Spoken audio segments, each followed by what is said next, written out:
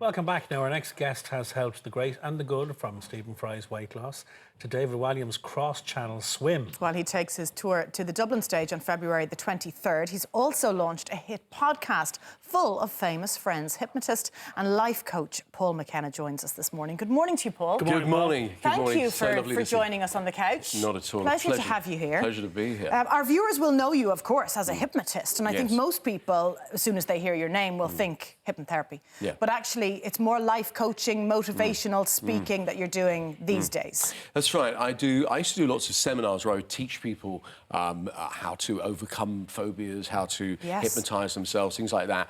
And I started doing these evening events just in London. And it's a couple of hours. It's very, very dynamic. It's not a lecture. It's an interactive experience. So it's called The 3 Things That Will Change Your Destiny Today, based on one of my books. And so I start with the first thing being, you know, who's held back by something? Who's been through a terrible experience, they can't get over it, and they need to in order to move on in their life? Lots of hands go up. I ask somebody to join me on the stage. I do a process with them. 20 minutes later, they go, I'm unburdened. I know something bad happened, but I don't feel upset about it anymore. Really? Yep. And then I turn and I do it to the entire audience. So it's sort of like a mass hypnosis experience. It's like an evangelist rally in a way, but nobody has to do anything they don't want to. You can sit and just observe it. But I like to get involved with the people in the audience, get them to come on the stage, do work with them, and then do it to the audience. And what are you doing? Like, is it a religious thing? Is it a spiritual thing? It's a psychological thing. Is it a magic thing? Well, it looks like magic when you see someone who's totally upset about something, or they're frightened, you know, they've got no confidence or something like that, and then suddenly, a few minutes later, they're cured. And so what I do is I use a number of things. I use hypnosis. I use something called NLP, neuro-linguistic programming, very modern psychological technology. And I use something called havening. The havening is a brand new psychosensory therapy. You've probably seen these therapies where people tap on various parts of their body or move their eyes. There's one where you touch the side of your arms, palms of hands, move your eyes laterally, and in minutes, traumatic experiences dissolve. It's a very new technology with astounding results. And so, you know, I like talking to groups of people. I work one-to-one with people. This is like having a personal session with me. There's just hundreds of other people in the room. Okay. And you're no stranger to Dublin. You love coming here and you're bringing the show to the RDS. So what can people expect to see and experience on the night in the RDS? OK, I hope that by the time people leave, they're very clear about what it is that they want from life, because a lot of people, they're not sure, and if you put vagueness out, you tend to get vagueness back. So you'll have a much more clear idea based on your values, what's really important to you, right? And also you'll have a lot more confidence and motivation to go for what you really want.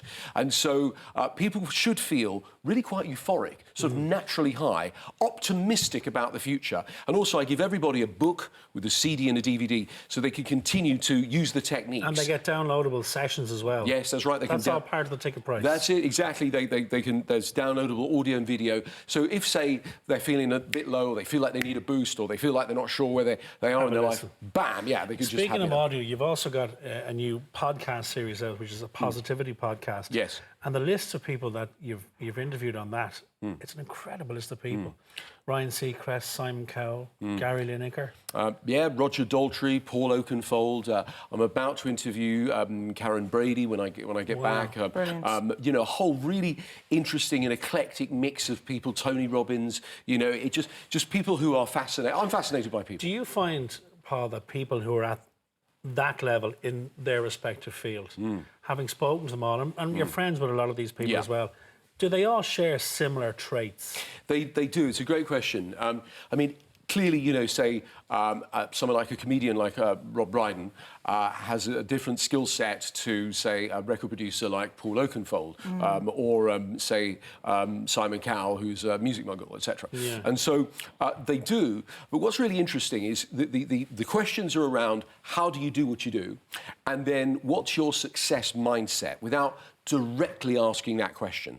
So what I do is I ask lots of things that lead us to that. So I'll say to Gary Lineker, for example, how is it you score more goals than other people? He said, well, a lot of people chase the ball. He said, what I did was I would think, where's it going to end up? And I'd run into an empty space. 9 times out of 10, I'm wrong, but that one time I can hit it home. You know, Rob Brydon talked about how when he started as a comedian, very early on, you know, he was making some Welsh jokes and somebody went, bah, and somebody else went, bah, and the whole audience did it, and he said he just died. And he left the stage and he thought, I'm never going to be any good at this. But the next day he woke up and he thought, I'll show them. And so one of the character traits would be, I mean, if you're looking for things that everybody's referred to, it's... they clearly know what they want. They all had... Drive. Yeah, they had an absolute ambition early on. They thought, right, I'm going to do this when I grow up. And they actually are tenacious and relentless. They have a self-belief because, you know, many of the people suffered setbacks either in business or in, you know, in their personal lives, but they had this tenacity to keep going and a self-belief. They'd also possess, what I'd imagine, an incredible work ethic. Yes. Because in order to get to that, if it was easy, we'd all be there. Do you know, you're absolutely right. I mean, you know, all of them, in a sort of way that they almost take it for granted, go, but doesn't everybody? You know, no. I said, you know, you are exceptional in the way you think. Because, you know, I talk to lots of different people, and the super achievers, you know, they know what they want, they're tenacious, they overcome setbacks, but also, you know, they are absolutely very clear about it in their minds. And I think they're able to accept the setbacks, aren't they? Whereas your average person will get a couple of setbacks and go, do you know, this isn't for me. Do you know, you're right. And they lose all confidence, whereas these guys just press on, don't they? I had this exact conversation with Tony Robbins, the amazing American motivator. And we were saying, why is it some people are told, you know, oh, you're rubbish at this, you'll never do anything, and they go, oh, OK, and then other people go, right, I'll show you. You know, I'm going to do it. You know, there's so many great stories. You know, the Beatles were rejected by every major record company. J.K. Rowling rejected by every publisher. You know, Elvis was told at his very first gig at the Roadhouse, kid, you ain't got what it takes. I can just tell. You know, Jobs and Wozniak were told by Atari, go back to college. You know, get some more education. You know, and all of them decided, hey, we're going to keep going. But for some people, that's the trigger. Yes. I often say to people, the best thing you can do for me now is tell me I can't do it. Yes. Because then I will do it. Yes. And not only will I do it, I'll do it twice as better as I was going to. Yeah, exactly. I'm one of those people. It's a trigger. Yeah, Ryan Seacrest said that somebody put him down. They were really mean to him. And he said, do you know what? He said, I've got a lot to thank that guy for. Because even though it felt terrible at the time, it made me twice as determined. It's the tipping point, isn't it, that changes things for you. The 3 things that will change your destiny, can you share a top-line summary of those with us? Absolutely, yeah. The first thing is you've got to clean up the past. You've got to get rid of what's holding you back. And that doesn't mean necessarily lots of therapy. It can be done in a very fast and painlessly, usually. And done by yourself. That's right. So letting baggage go? Well, I do it to you, right? So this is the neat thing. So you don't have to do that much work. You know, you can just sit there and let me do it to you. This is not therapy. It's educational change, you know. So, but I will be dealing with some stuff that's fairly heavy that holds people back. The second thing is getting really clear about what it is you want. And I have various processes to get people's subconscious mind to make it clear to you what's most important to you in life. Because, you know, for me, success is living life on your own terms. Yeah, it's about having good health, it's doing the things that you want to do, it's having purpose, those sorts of things. But is it changing those as well? Because if someone says to you the most important thing to me in life is money, and they might have a family, do you not say to them, well, hang on now, you've got to readdress that? Well, that's a great question, because, when people say that to me, I say, what will money bring you? And they go, oh, well, security. I go, well, so security... Correct, that's the root. That's what you're looking for. So I'm going to the root... So it's drilling down.